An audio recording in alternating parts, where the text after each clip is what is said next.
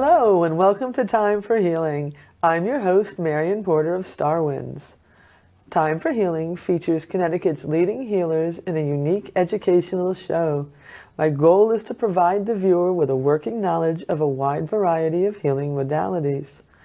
First, we will learn all about the particular healing, and then I will receive the healing live on camera. My guest today is Catherine Ewing, who's going to tell us all about the emotional freedom techniques. Oh, Catherine Ewing, here you are, you're on my show. Yay, so excited. Me too, because I don't know anything about this. Oh, good. Emotional, yeah. I love a victim. I mean, a new client. Beautiful. Yeah, emotional freedom techniques. Yeah. Wow. What is that? What is it? Yeah. So the easiest way to describe it, Marion, is acupuncture without needles. Really? So imagine using the energy body, as in Chinese medicine, the meridians, and tapping on those rather than putting needles in. So we use the bonier locations along the meridians to literally begin to break up, stir up, and release energy that's been stuck in the body that affects our mental, emotional, psychological, physical health. Yeah. That sounds too good to be true. Yeah. How does it work, though? You know, it's a beautiful technique. And I'll tell you, I spent many years trying to find, when I went into work as a psychotherapist, which I really never knew I was going to do. It really was not a path I thought I was going to take. But I found myself in private practice, and I very quickly discovered that talk therapy just didn't go deep enough, right? And I was frustrated. I felt like I wasn't really serving my clients. And you know how this works. It was like spirit giving me a kick in the butt to get going on my spiritual path, you know, looking like I was doing it for other people, but really it was my path as well, right? So I studied all these energy healing techniques, all wonderful, you know, Reiki and therapeutic touch and DNA activation, and they're all wonderful, but they didn't really fit in a therapeutic setting, right? Because people come to therapy and they want to talk. They don't want to just have somebody, you know, lay hands or whatever. So in 2006, I had the good fortune of learning EFT with Dr. Henry Grayson, and I'm going to do a little, it was like the heavenly choir opened up for me. You know, it was the perfect blend between the talk therapy, because we do talk, we use words to describe what's going on, and we use the energy body by tapping on it. And it just blew me away when I first saw it. And of course, you know, I was a little skeptical and wasn't quite sure, but then I just was practicing on it with myself and noticing the things that, you know, kind of the shifts that were happening. And I very gingerly started to use it with clients who was like, oh, what's she doing now? You know? And before long, it just became my go-to modality. And I've used it for 10 years now on everything from peak performance to healing long-term cult abuse, sexual abuse. And, you know, I was a volunteer in Sandy Hook. Really? After the shootings in Newtown. Wow. So it's an incredible technique. There's actually more than one technique, but they all involve tapping. It's just sometimes you might tweak it up a little bit if you're working specifically with trauma, or but we don't have to go into that in the time that we have today. But yeah, so you use this in conjunction with your psychotherapy work? Yeah, I use it probably much more. I don't really engage in regular talk therapy anymore. Most of my work has an energetic basis in it. Of course, you know, I connect with a client and I understand what's going on, but I also know now from being an energy worker and sort of a trauma expert and understanding the brain, that the more we talk about things, literally the more we reinforce them, right? It's like we just keep digging those grooves deeper and deeper. And while there can be some value in talking, you can talk about forgiveness or reframing something, but to really heal it at the core level so that you get lasting relief, you really have to rewire the brain. And you can't do that by continuing to talk about the issues. You really have to approach it from an energetic perspective. So I use EFT, I use something called neurokinesis, and throw in some other healing modalities along the way, some sound healing, some light language, some, just different things that come to me from spirit in different sessions. And it's just really turned into a beautiful blend of both intuition, because I've been doing it so long, and really understanding, a wide range of trauma and issues, and what's typical. Of course, everybody's story is a little bit different, but typically, if there's been certain experiences in someone's life, the emotions are very similar: shame, humiliation, embarrassment, anger, resentment, whatever it is that people might be feeling. The intensity of the emotions might be different, but the underlying emotions are often very similar in similar circumstances. Wow. So we're working with the meridian, so it's all over the body? We actually, in EFT, we basically just use the head and the torso. So there are 7 or 8 points that we sort of flow through. And before we actually, so they're the tapping points, and I'll show you what they are in a minute. But what we also do is really, I call it making a statement to the universe. It's called a setup phrase. And we always create a setup phrase at the beginning of the work. So if I'm talking to a client and I'm getting some information from them, what is it that you want to address today? What brought you to see me? Assuming you're a new client and we haven't been working on this on an ongoing basis. And I look at 3 components. Once I know what the issue is, I always check in to see when you have that thought, or when you go back into that experience, or when you imagine that, what do you notice in your body, right? Because it's all mind, body, spirit. So I always want to connect with where they're holding that in their body energetically, how that feels. Is it tight? Is it twisted? Is it burning? Is it hot? Is it... So we look at the physical sensations that are present. I ask what thoughts they have about it. I'm terrified. I'm such an idiot. I can never get this right. Sort of whatever. Yeah. How could they do that to me? So we're always looking at the thought process, or the belief system, if you will. And then the emotions. So when you sit with all of that, how does that feel? And they might just have a couple of words: angry, sad, embarrassed. Okay, great. Now we have mind, body, spirit. And then as we tap, I create little snippets of information based on what they just gave me. So I don't interpret it. I don't sometimes I add my own thing. But if I was a purist, I wouldn't. Right. But I've been at it for so long, it's hard to just, but it's really just meeting the client where they are and using their language and their experience. And so the power in that is, they may be talking about something they've never spoken to before. And the power of just being heard and seen and recognized and accepted. So when we do a setup phrase with people, the setup phrase is 2 parts. The first part is a statement of the problem, and it is always framed as even though. So even though this thing happened to me, even though I feel like I'm not lovable, even though I messed up that project and my boss is really angry with me, like it really could be any of that. Even though I hit my child and I feel awful about that. So it could really be on almost anything. The second half of the phrase is, I deeply and completely love and accept myself. Or I deeply and completely accept myself and all of my feelings. So what we're doing is taking a problem, and it could be a long-standing problem, even though my grandfather molested me for most of my childhood, I deeply and completely accept myself and my feelings.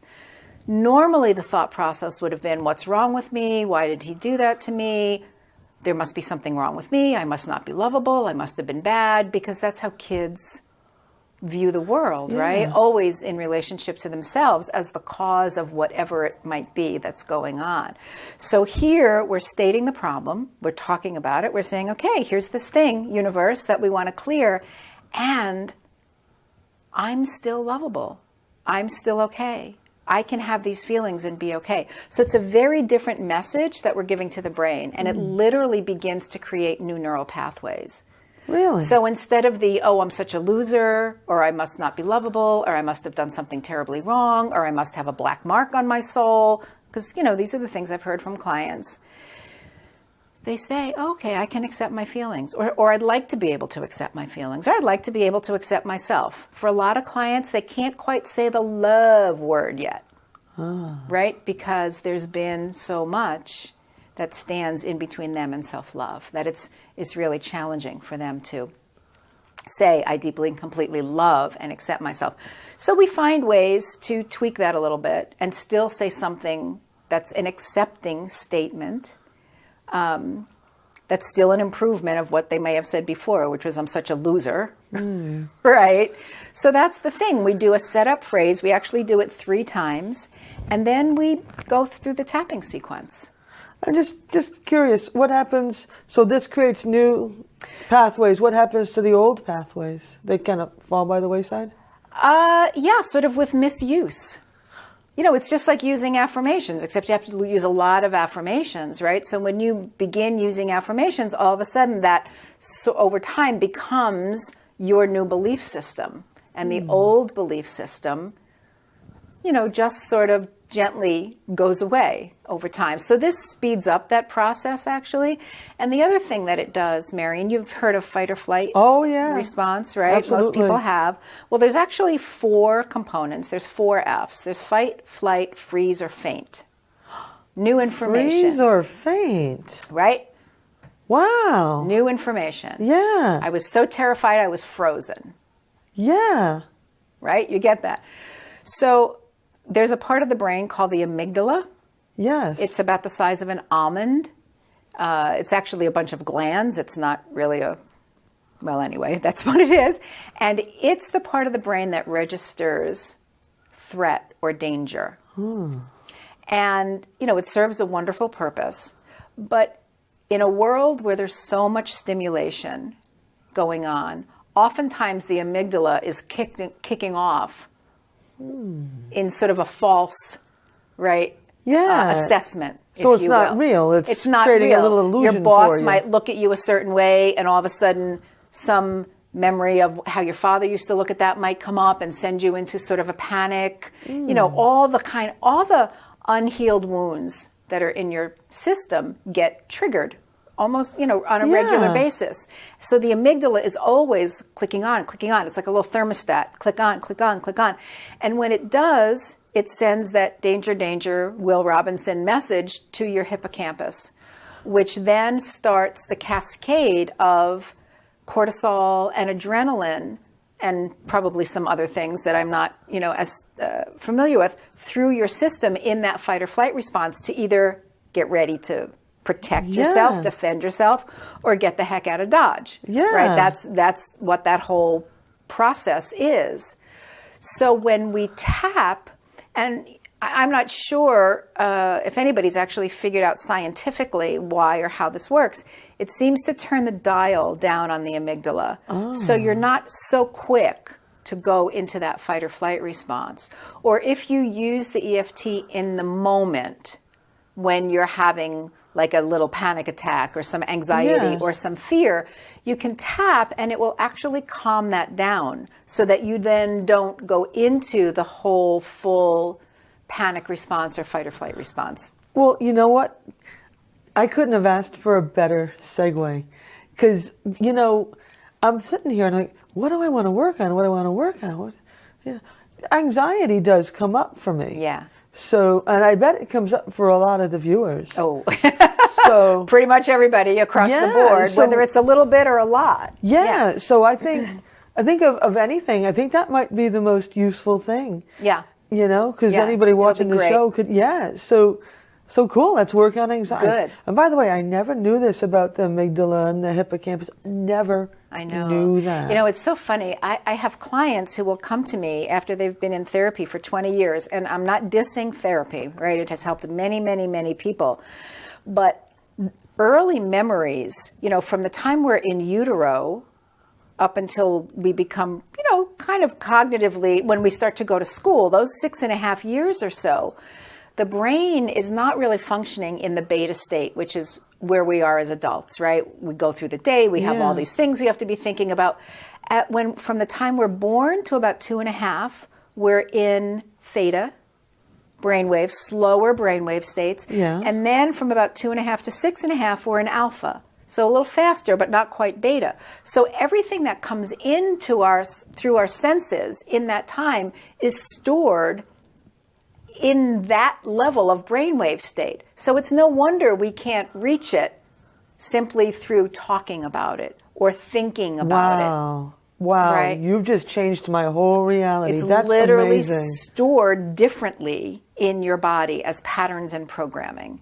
I knew this was going to be a good show. Yay! So if you imagine an iceberg, Yeah. right, 3 to 5% is what we know that we know.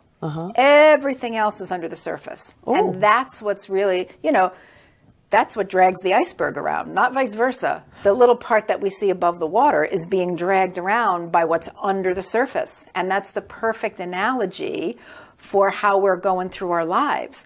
Our entire life experience up until now, and if you have a belief in past lives, and I can certainly speak, without being woo-woo about this at all, generationally, what gets passed down through the family lines and in the DNA, right? Ooh, let's free up my DNA. Is held in this cellular memory, the unconscious, the subconscious, whatever you want to call it. So all of that is up for healing when we tap. And let's get right to it. Okay. Should I take my glasses off? You might want to, although your glasses are thin, you can probably tap around them if you want to. It's really what you're comfortable with. Yeah. But so just to go back to that mind-body-spirit connection. So when you experience anxiety, what do you notice in your physical body? My heart beats fast. Your heart rate.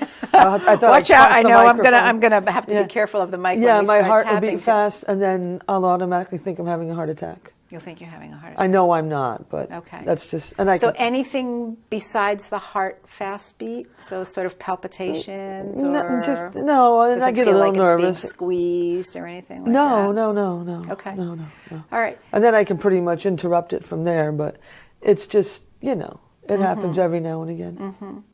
And you just sort of said, I think I'm having a heart attack, or I feel it. But any other thoughts that you're having kind of when you're in that pre-anxious or anxious stage? Oh, if it's just regular anxiety, I'm just thinking the worst is going to happen. And what would that be for you? I don't know. The traffic's so bad, I'm going to be late for work. Okay. Well, that's the worst for you. And I'm kind of laughing because this morning I was working with a client on the phone, and her thing was, I'm going to get thrown in prison. Like somebody's going to find out I'm a fraud, and I'm going to get thrown in prison. Oh, no. For doing her healing work. No. Right? So it's a beautiful example of how different it is for everybody. Well, time pressures always are a thing for me. Mm-hmm. I want to. So I'm going to be late. I'm not going to be on time. Right? I'm stuck in traffic. Or I don't have enough time to do whatever. Or how can I? It's generally always around time with me. So good. Okay. Yeah. And so besides, anxiety as kind of an emotion, any other emotions that you would identify that are kind of in that space of I'm going to be late, I'm not going to be on time, I don't have enough time, I got to rush, I'm stuck in traffic, my heart's starting to pound. Well, sometimes if I'm late to work, I'll generally be a bit cross because everybody in front of me doesn't know how to drive. So there'll be a little anger. Irritable, cross, yeah, there'll be angry. some anger. Yeah. Okay. That's pretty much it. All right. So I just want you to notice with all of that, sometimes, I don't do it every time, but I ask clients, what's the level of intensity around that? So it's like a pain scale on a 0 to 10, right? So how intense is that discomfort in your heart? How intense are those feelings? And what it does is really just gives us a benchmark so that as we go through a few rounds of tapping, you get to notice whether it's kind of dropping. So you can just be aware of that for yourself. We don't necessarily have to. If it's just around, every now and again I will have a panic attack. That's what I was describing the first time. Yeah. But if it's just over traffic, my heart's not going to pound or anything. I'll just be, to work. And it is automatic. The worst possible scenarios will come in. Mm-hmm. So that's basically it. All right, I'm going to take this off. Oh. So we're going to tap now? Yeah, we're going to tap. Are you ready? Yeah. Is it time? It's time. Okay, we're getting the signal. Oh, okay. honey, we've been had the signal. Okay, so when we start on what's called the karate chop. So if you were in karate, you would break the board, right, with this part of your hand. That's called the karate chop. And this is where we tap. And it doesn't matter which hand you use, but it's this. And it actually feels good. But it's, yeah. So again, because we're stimulating energy points. Hey, listen, this is doing something. Already, right? I can't believe it. Yeah, you're feeling it in your body. So follow after me, and I'm just going to literally, I'm just making this up as we go. So even though I get so anxious, especially when I'm late. It's always around time. I don't have enough. I'm going to be late. These drivers don't know what they're doing. Well, they don't. These drivers don't know what they're doing. And I deeply and completely love and accept myself. Even though sometimes I get this anxiety. So badly that I have a panic attack. My heart is racing and pounding. Oh, Lord. My heart is racing and pounding. And it's really scary. I feel like I'm having a heart attack. And I deeply and completely accept myself. And all of my feelings. Even though I have this anxiety. A fair amount of the time. But especially around time. And not having enough time. And running late. And it can cause me to be really anxious. And my thoughts go to the worst. I'm going to be late. I'm not going to make it. It's going to be a problem. Right? That's where my mind goes. And I deeply and completely love and accept myself. And all of my feelings. Okay, so now we're just going to start the tapping sequence. Okay. We start top of the head. Yeah, we got 5 minutes left. This anxiety. This rotten anxiety. On the eyebrow. I'm just telling you, we're tapping on the eyebrow. Sorry. We're tapping on the eyebrow. Just one of them? There's never enough time. I'm always rushing. We're rushing right now. We're rushing right now.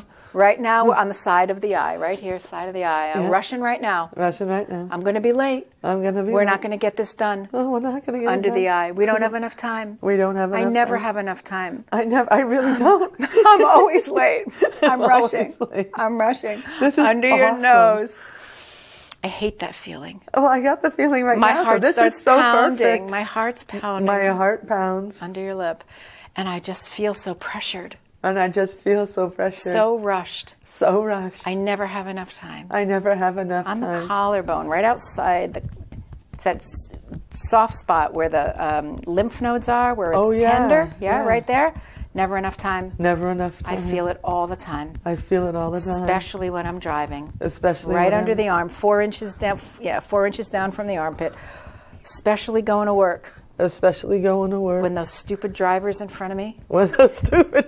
Don't know what they're doing. Those stupid drivers. Those stupid If they only knew. How to drive.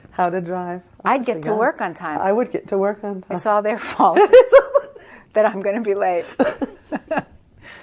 and I get cranky and cross. This is taking it all the way. I can't even say these words now. And irritated.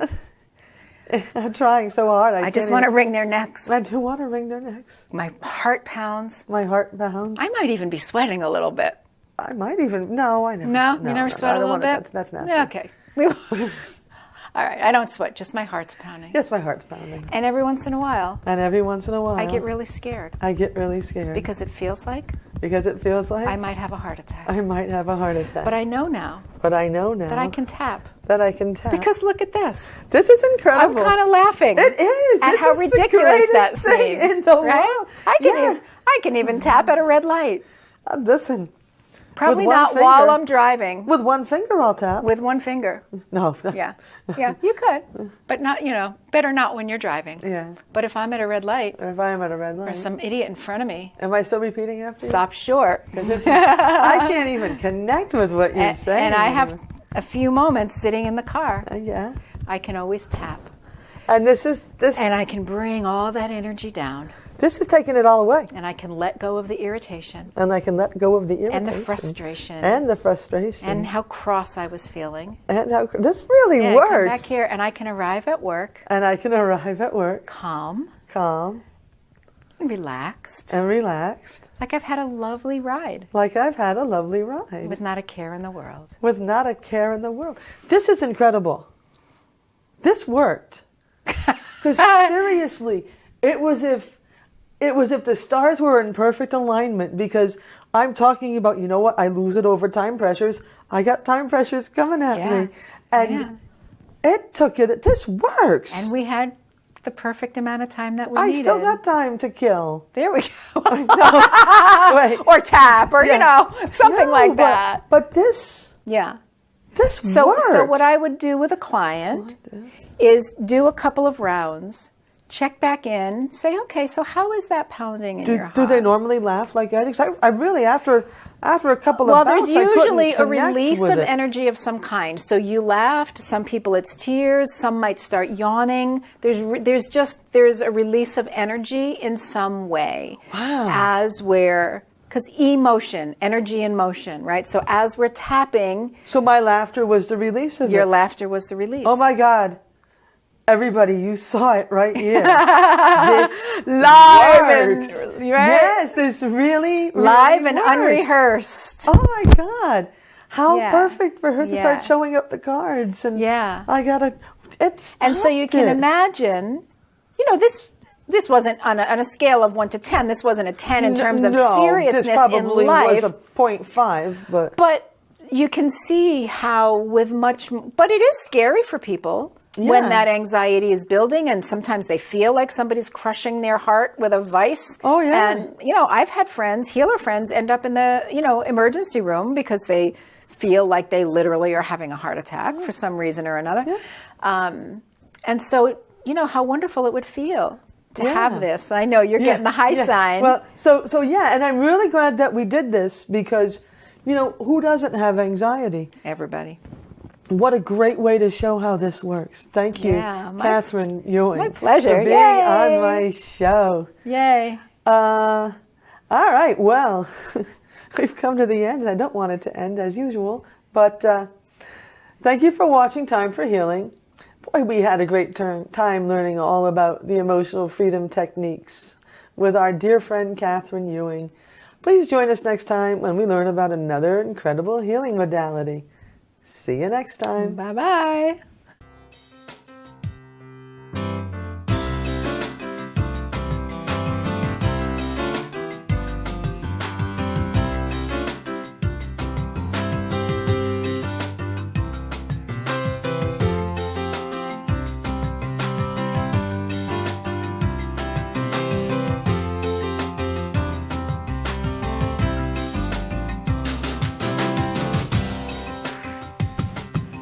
Funding for Simsbury Community Television is provided in part by contributions from viewers like you.